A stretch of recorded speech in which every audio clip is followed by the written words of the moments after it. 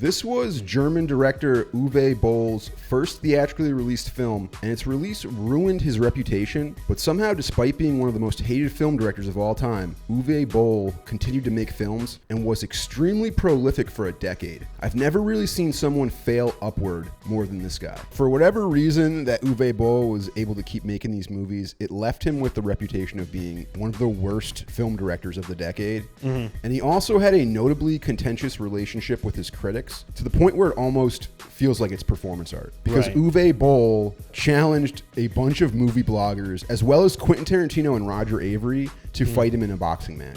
I'm Uwe Boll. I make movies. But he did end up fighting 5 movie bloggers in a sanctioned boxing match, and he beat them all. That is kind of hilarious. The idea of like a movie director fighting his negative critics, but beating up a movie critic doesn't make your movie good. Unfortunately, it's just not the critics that's going to be, rating this stuff. It's going to be audience too. And if audience are not liking this thing, then that's, the word has been spoken. For whatever reason, he continued making movies. And then he transitioned from doing he was doing these video game adaptations. Yeah. And he made this adaptation of this film, Postal. It's way out there. Like, it opens with a scene of the 9/11 hijackers. Yeah. Very dark, almost like edgelordy comedy. And that's kind of what he leaned into towards the later half of his career. He made a movie about Auschwitz.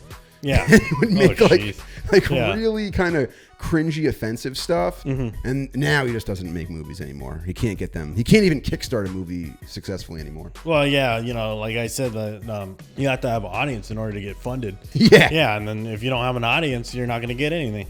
An active audience, not an audience of people who just happen to watch this movie because it was at Blockbuster or whatever.